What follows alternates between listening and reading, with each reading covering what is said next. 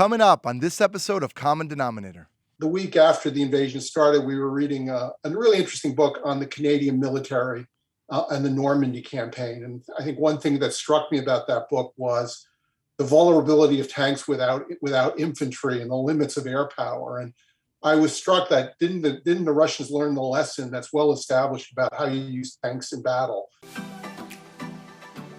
This is Common Denominator, straight-up conversations with Moshe Popack.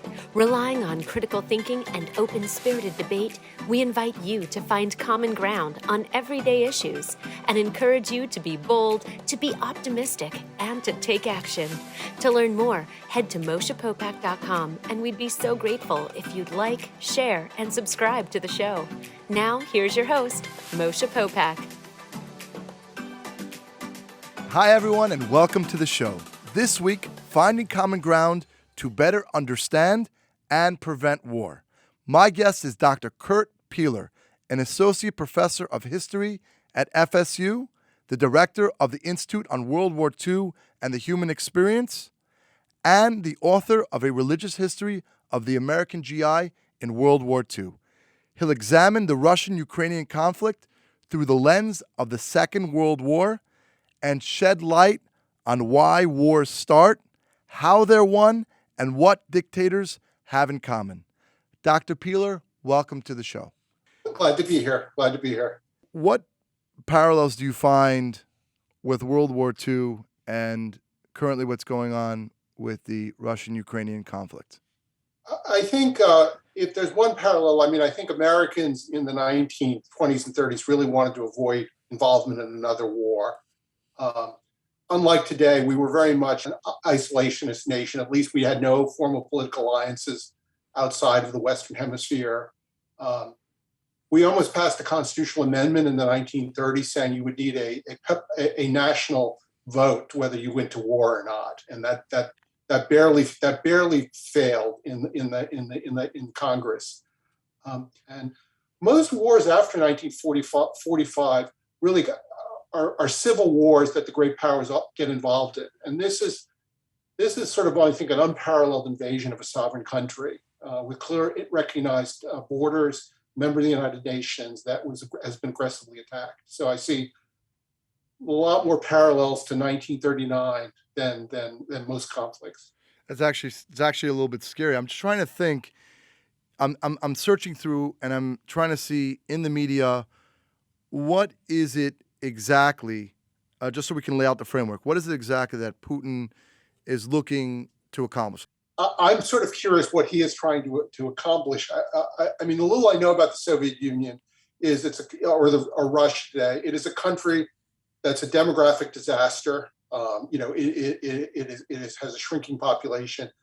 It is an economy that's overly dependent on gas and oil. We talk of a lot of the sort of divide in America. And the rich getting richer and the poor not doing as well, but the chasm in Russia is enormous, and much of rural Russia is a mess. So I don't quite understand the motives, and I'm also quite struck. My graduate students and I just read it's interesting the sort of importance of World War II historiography, because when I assign some books, I often wonder, what's the point of reading books about the operational history of World War II? Are we ever going to have a conflict like this? Right. And so the week after the invasion started, we were reading a really interesting book on the Canadian military and the Normandy campaign. And I think one thing that struck me about that book was the vulnerability of tanks without infantry and the limits of air power. And I was struck that didn't the Russians learn the lesson that's well established about how you use tanks in battle, that you need a lot of infantry. From what I've read, they're suffering huge losses with tanks, and air power has not been particularly effective. And they're relying heavily on artillery to make up the difference. Right. And it's so interesting to see basically America's position. Okay, so Ukraine, it seems like for years Ukraine was trying to join NATO. And that actually did not happen. And America's position is basically we're going to starve, together with NATO allies, we're going to starve Russia economically. What do you think about that strategy from the American point of view? You think that will actually work? Yeah, I mean, I think we would probably enter this war if it wasn't for nuclear weapons. And so it's really what is limiting our actions is we don't want to risk a nuclear war. Um, Mm. Now, I think if Poland is invaded, or if if NATO countries are invaded by the Soviet Union, by Russia, I think we would. I fear that we would eventually go to the nuclear option. Although I think I'm impressed now that NATO, I think, even with its reduced force structures, could do quite well against the Russian armies. That I think Russian operations are really quite. I'm surprised at how I'm surprised and in some ways pleased how badly the Russians are doing in their attack on Ukraine. I don't think they anticipated this war lasting as long. I think they expected it to be very similar to their earlier, their annexation of the Crimea. Right. I think that seems to have been a test. They effectively got away with it for almost 8 years, and I said, I guess they figured they're going to go ahead and do this. I'm super surprised on this, but what moving forward where we are today, is nuclear war a possibility? Is that your greatest concern? Well, my first concern is I really want Ukraine to prevail. And I think we're doing a lot to help them. I think the economic sanctions are going far beyond what people expected the West to do. I'm also impressed. I mean, we seem to be sending lots of arms in, and I'm sure we have CIA operatives working there and covert activity going on, which we don't know because it's covert, but I suspect.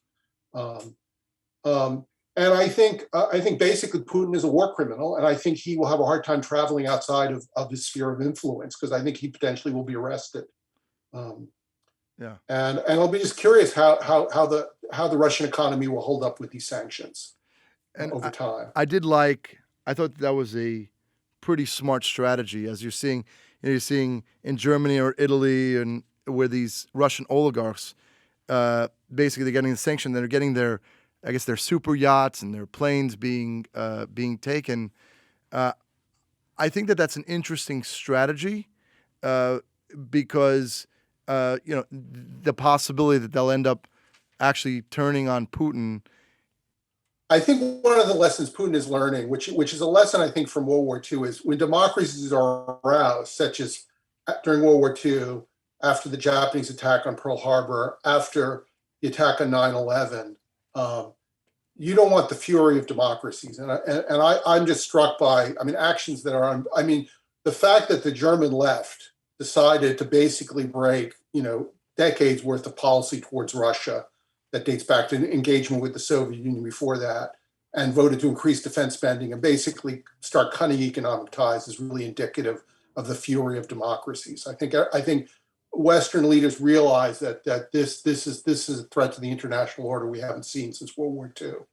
So I think and I would say what I just also find fascinating is, I write about religious pluralism in World War II, and the fact you have a Ukrainian nation led by a Ukrainian Jew is just to me remarkable, and shows how Ukrainian society has changed, because there was a lot of anti-Semitism in Ukraine in World War II, and there were a lot of Ukrainians who joined Nazi perpetrators, and I think Ukraine has changed quite a bit. So I'd like to talk about that for a second. Just if we can go to World War II. My wife, I don't remember the exact documentary she was watching, but a lot of people don't realize that whether it was in France, I think it was a book I was reading, Sarah's Key, or in the Ukraine, that whether it was Stalin or even Italy with Mussolini, that apparently there was actions. I mean, Hitler gets the bad rap, but apparently there were actions taken by other leaders in other countries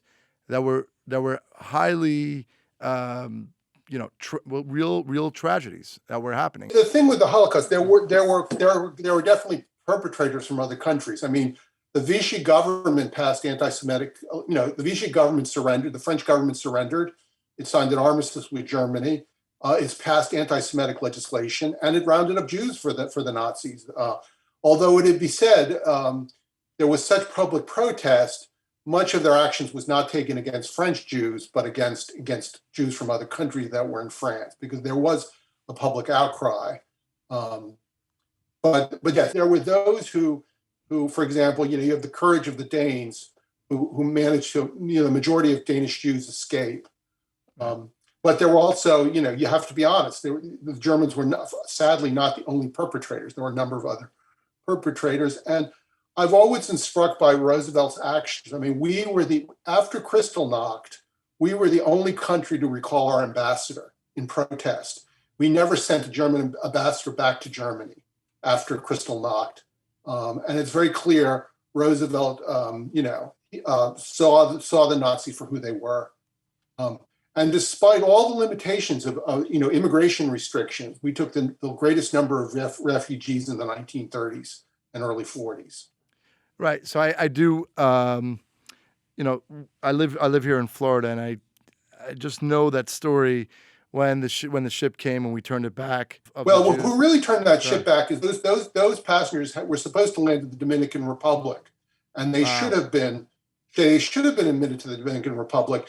And the Roosevelt administration is really divided. People like Harold Ickes, the Secretary of Interior, and others wanted to admit these refugees, and sadly we did not. But I think one of the stories that's not very well told is this sort of remarkable effort to aid refugees. I had a student who no one has yet to write the book about the Hebrew Immigration Aid Society. I had a student who looked at that organization, and she looked at what we would now call NGO diplomacy in Latin America, trying to get Latin American countries to accept Jews. And it's interesting. I mean, they have some breakthroughs. In the case of Venezuela, they're aided by the Roosevelt administration, but they're also, in terms of Jewish unity on the eve of World War II. One of the things that the highest has to negotiate in these communities is not only with the government, but they have to bring together Sephardic and Ashkenazi Jews so that they can help with refugees. The more I've studied it, it's more complicated than I ever imagined. Yeah, because I think about it, just from a logistics standpoint, how could one person, being Hitler, just kind of act alone and be able to accomplish what he did?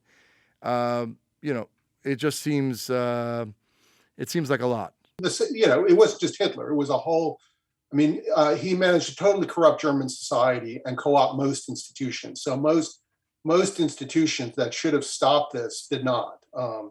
He also used the cover of war. I mean, the final solution is the full final solution is implemented after we enter the war, and the highest number of those killed in the Holocaust is in 1942, when we have very few strategic options. It's not clear in 1942 that the Allies are going to win.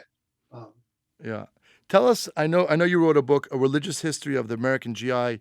in World War II. Tell us a few interesting points from the book. Yeah, I think it's interesting how you get to a topic. So one of them, I was writing years ago, I started interviewing World War II veterans, and I regularly asked them about religion. And one of the things I learned, particularly interviewing Jews and Catholics, is how sectarian the 1920s and 30s were. I should have known this. My stepfather, who was a Roman Catholic growing up, I mean, he talked about discrimination. He talked about the Klan burning crosses to drive his family out. Jews talked about having, at Rutgers, having to go to Protestant services. They talked about discrimination. But then when they got to the Army and the Navy, they talked about religious pluralism. They talked about Protestant chaplains leading high holiday services. They talked about really doing well in the Army, the Army really catering to their needs and the opportunities. And many of them became officers. And many of them had incredibly successful post-war careers. But the other sort of turning point came when I was doing this crazy project, which I gave up on, the American response to Nazi Germany. But I started at the FDR Library looking at a set of files called Church Relations. And I started going through the Rosh Hashanah greetings that Roosevelt was giving over the 1930s and 40s. And in some ways, as I write in my book, this is stock and trade. Politicians love to do these kind of greetings. This is not unique to FDR. But on the other hand, I felt these were so poignant because as I read them, I kept thinking what was going on in Nazi Germany. And I thought, American Jews could count on the President of the United States giving them Rosh Hashanah greetings throughout this period.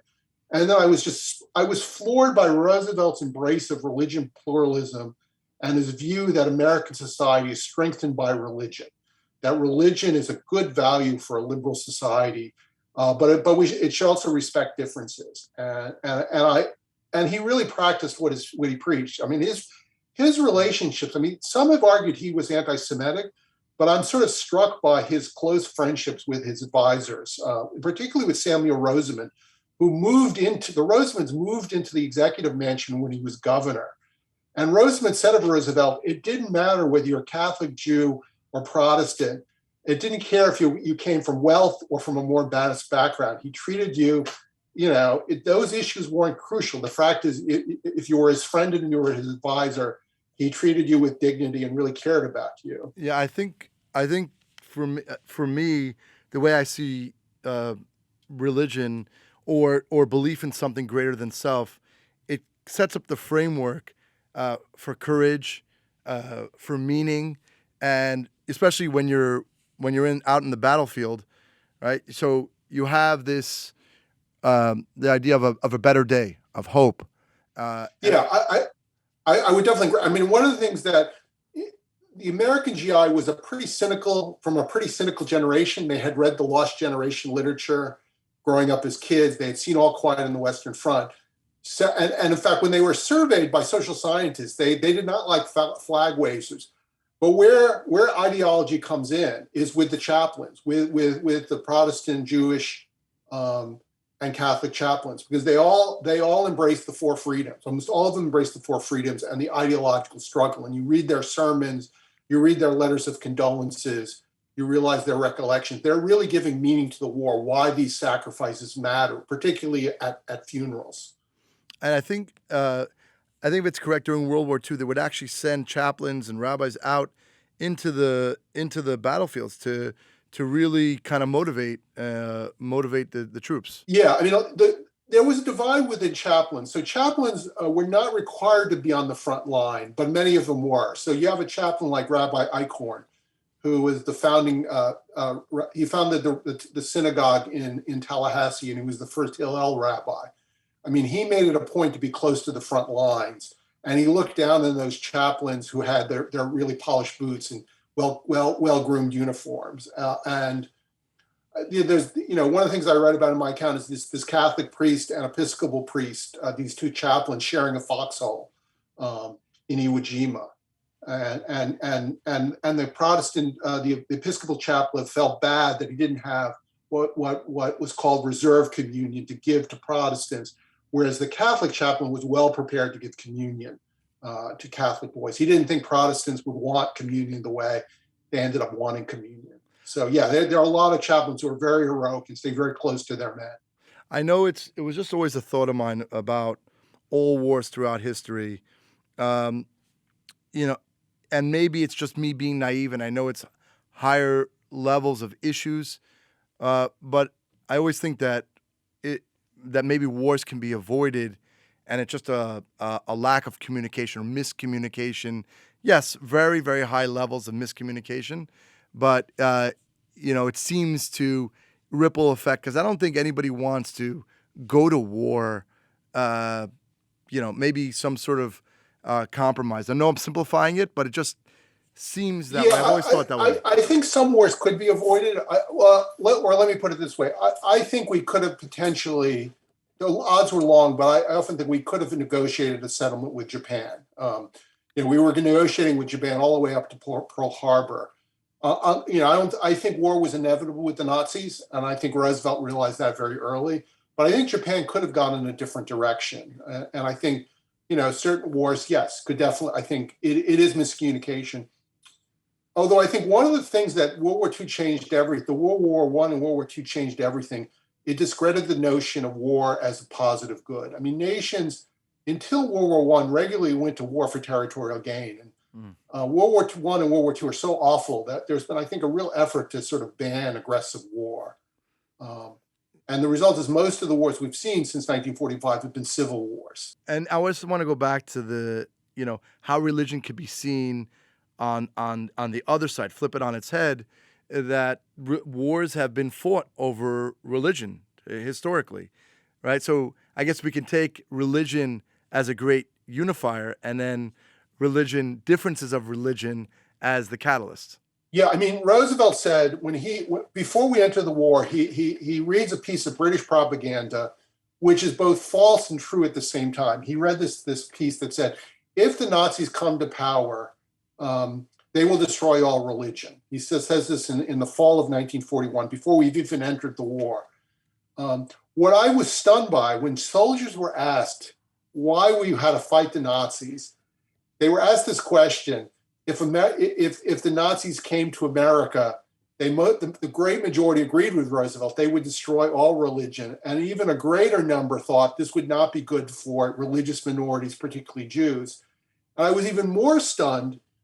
While the majority would not have gone to war to save German Jewry, they said we should have entered this war. A slight majority said we should have gone to this war to save religious minorities, i.e. the Jews in World War II. And I think Roosevelt views one of the reasons we have to fight the Nazis is they want to destroy all religion. And there's actually a lot of historiography said that was accurate. I mean, Gerhard Weinberg, who was in fact himself a German Jewish refugee who served with the American Army in World War II, he says, in Hitler's model towns that he had sphere designed, there was no place for any churches. And the Nazis are, I think they have to make peace with the Catholic Church and the Protestant Church, but they're not happy with it. I think there's a strong element of the Nazi Party which would like to destroy all at least Christian religions. How do you think, not necessarily now, but how can we avoid a possible World War III? We're seeing a lot of tension right now. Yeah, I mean, I'm not. I wish I knew the complete answer to that. As I said, I think we have to be cautious in as much as I would like to send in American troops to help the Ukrainians. I think we have to. It's unfortunately going to have to be a proxy war, yes. And we need to put limits. I also think we've been doing the right. I think very clear to the Russians right now that we have troops in front deployed to NATO countries, and that will be a tripwire, as they used to say in the Cold War. I think Putin should be under no illusions that we would in fact go to war. The United States, I think, will honor its NATO commitments, and it should honor its NATO commitments. So I think the risk of NATO being invaded have gone way down. I also think, as I said, I'm just reminded of the battles of Stalingrad. I would not want, if I were the Russian army, want to fight an urban battlefield with a population that's motivated to fight to the end. Tanks, even with modern technology, tanks do not do well in urban warfare. And urban warfare is really very, and I think I've been just struck by the heroism of the Ukrainian president and of the Ukrainian people. I mean, they are determined to fight defend their country. Yeah. And I think much like Winston Churchill would have defended England if the Germans had actually landed. Yeah, that is surprising with President Zelensky, how he's standing there instead of packing his bags and leaving the country. Really admirable, actually, to stand with the people. Well, I want to, Kurt, I want to say thank you so much for joining us on the show. And how can people learn more about you? How can people get your book?